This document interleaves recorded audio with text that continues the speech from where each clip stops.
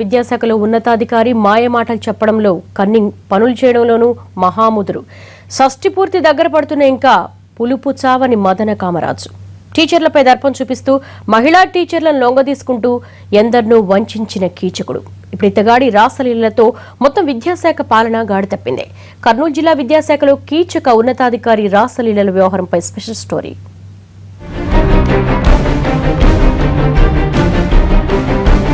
ఇక్కడ మీరు చూస్తున్న ఇతగాడి పేరు ప్రకాష్.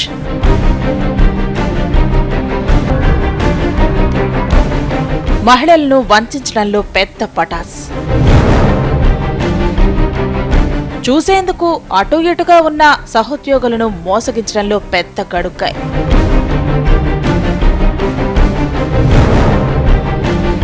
ఇతగాడి లొల్లాయి కబుర్లు ఎలా ఉంటాయో మీరు వినండి.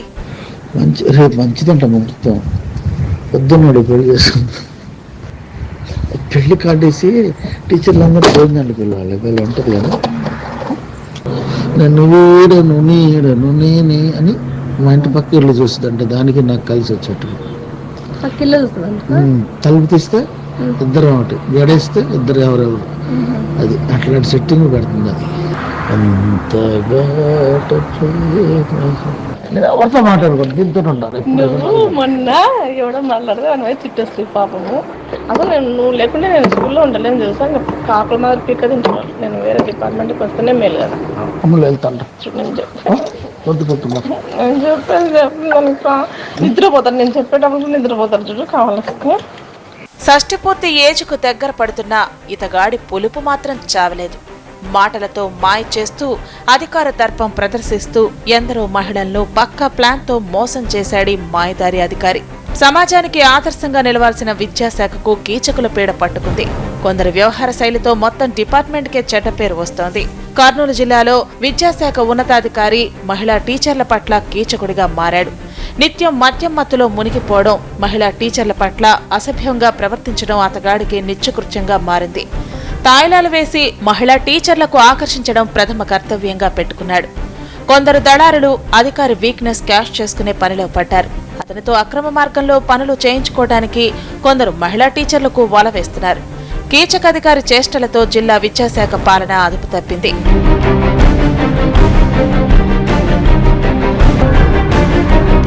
కర్నూలు డీఈఓ ఆఫీసులో ఓ సీనియర్ అసిస్టెంట్, మరో ఉపాధ్యాయునితో పాటు నంద్యాల, మహానంది, సిరువెళ్ల మండలాల విద్యాశాఖలోని కొందరు అధికారులు బ్రోకర్ల అవతారం ఎత్తారు.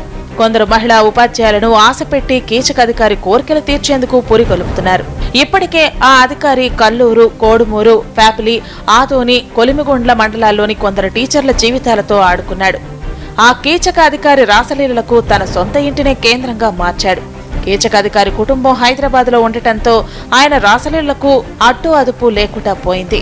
కీచక అధికారి వీక్నెస్ ను క్యాష్ చేసుకునేందుకు ఓ ఉపాధ్యాయుడే బ్లాక్ మెయిలర్ గా మారాడు. ఆ అధికారికి కోర్కెలు తీర్చేందుకు అన్ని సమకూరుస్తూనే రాసలీలలో మునిగి తేలే సమయంలో వీడియో, ఆడియో రికార్డ్ చేసి బ్లాక్ మెయిల్ చేయడం మొదలుపెట్టాడు. ఎక్కడ బెడిసిందో కానీ ఆ కీచక అధికారి రాసలీల ఆడియో బయట పెట్టాడు. ఇప్పుడు కర్నూలు జిల్లాలో వేలాది మంది ఉపాధ్యాయుల వాట్సాప్ లో కీచక అధికారి రాసలీల ఆడియో మారుమోగిపోతోంది.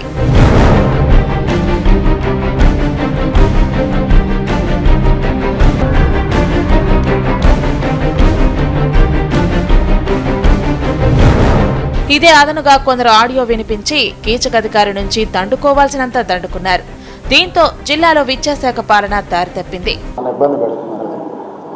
అందులో మళ్ళీ ఛానల్స్ ఛానల్స్కి వెళ్తే నేను తెల్లారి సస్పెండ్ చేయంటారు. అది ప్రాబ్లం అనేది మీరు ఛానల్ ఫోకస్ చేస్తే ప్రాబ్లం. విద్యాశాఖలోని కీలక అధికారి రాసలీల వ్యవహారంపై కలెక్టర్ అంతర్గత విచారణ జరిపిస్తున్నారు. ఈ వ్యవహారంపై కీచక అధికారి మాట్లాడేందుకు నిరాకరించారు.